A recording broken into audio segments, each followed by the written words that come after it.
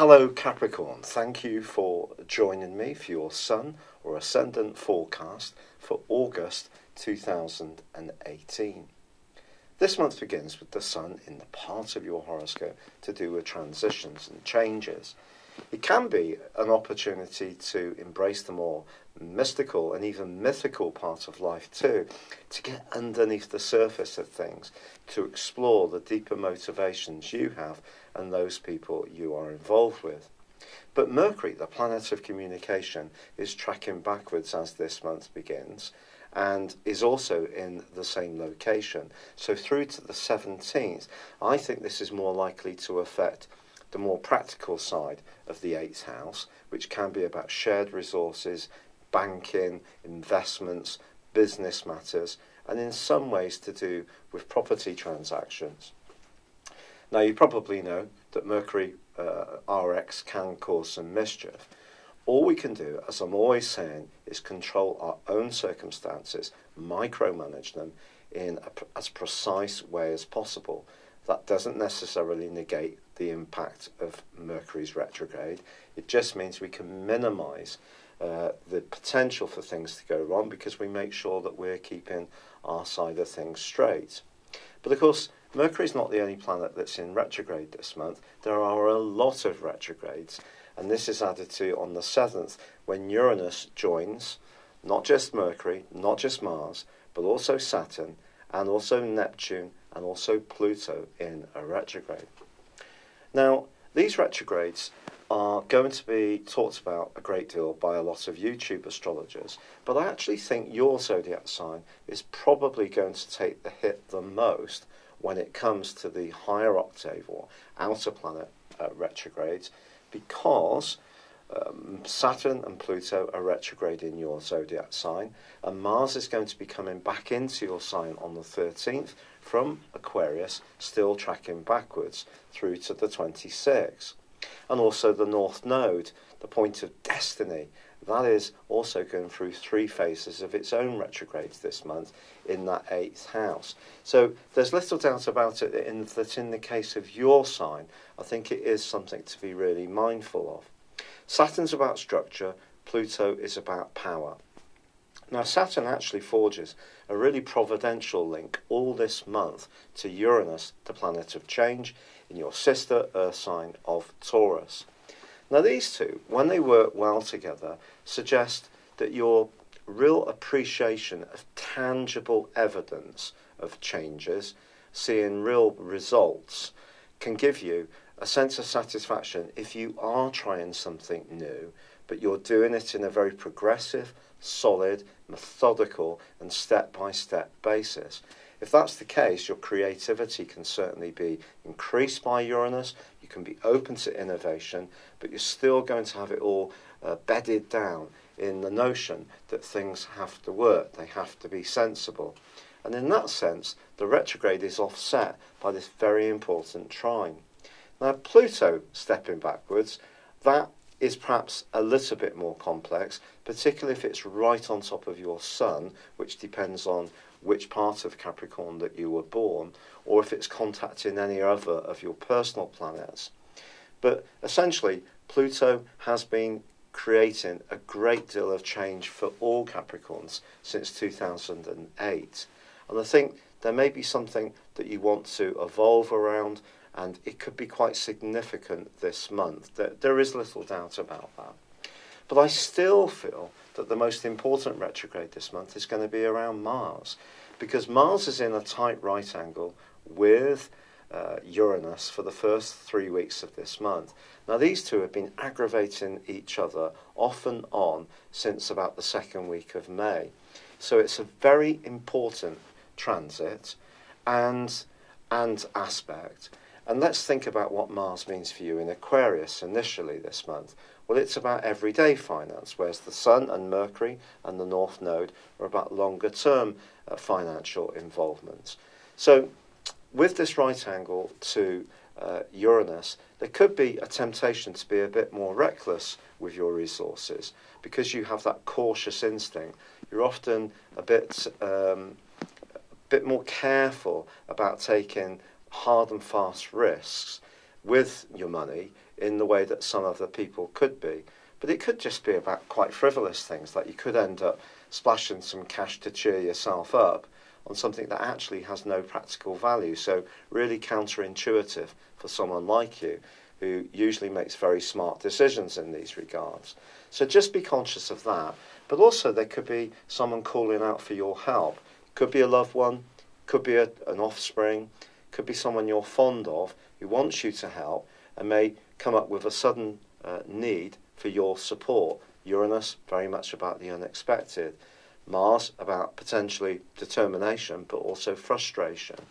So just be conscious of not going against the grain when it comes to how you like to really vet things, think them through, and be very scrutinising in your approach. I do feel that's going to be good to continue. Now, equally, from the 3rd through to the 10th of this month, the Sun is actually forging a very happy-go-lucky angle to Jupiter. Now, Jupiter's in a brilliant angle for you. It's all about friendship, it's about your future, it's about higher ideals. And it may have been very positive for you around those areas over the last sort of about 8 months. But this right angle to the Sun does have some downsides. Again, it could see you thinking about investing in a situation with a group of other people. It may be just something more social, but if there's any expenses linked to others, that's where you need to think very carefully, so that you're not giving away your power or giving away a bit of control, which actually ordinarily would keep you feeling very much safe in terms of your resources. However, it does have an upside, this, and it could be that you're just going to think about doing something collectively, and that could be quite fun, especially if it is something to do with like a tarot party or something. Jupiter square Sun in that regard could work well for you. Now, it is true that by the 7th, not only does Uranus go into its retrograde, but Venus moves into a new home. And this home for you can be really important as far as your worldly interactions are concerned. If you're having any interviews, you're meeting people who have some authority, then your ability to cultivate these contacts in a very diplomatic and courteous way is definitely boosted by Venus. In a romantic context, I think this points towards you taking your relationships a bit more seriously. And if you're in a tie that's going well, this next month, the following 28 days from the 7th, could see you thinking about formalising the union.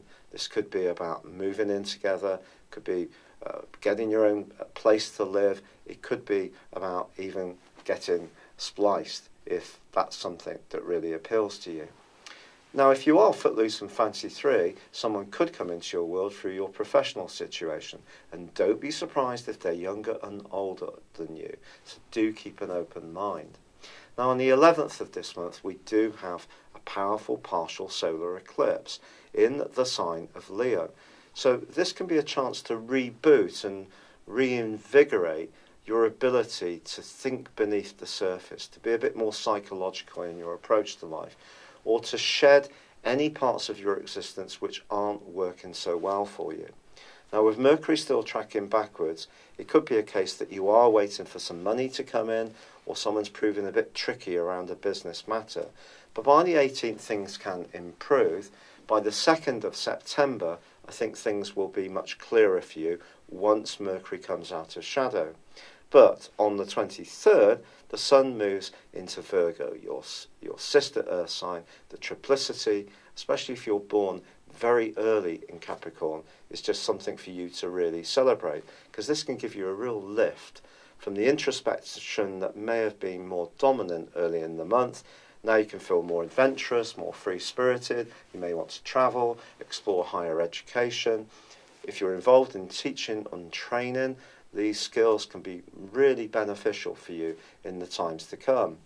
Now, on the 26th, there is a full moon, but it's a full moon that's going to intersect that fabulous angle between Uranus and also Saturn, your ruler. So I think when it comes to the ideas that can get exchanged, the everyday ideas, I think if you just take it to being open-minded about new ones, and also also running them through your vetting system, which is very much about, come on, what's real? You can survive this full moon really quite well. Mars, however, comes out of its retrograde on the 27th and is going to be with you from the 13th of this month for about a month, come back into Aquarius about the middle of September.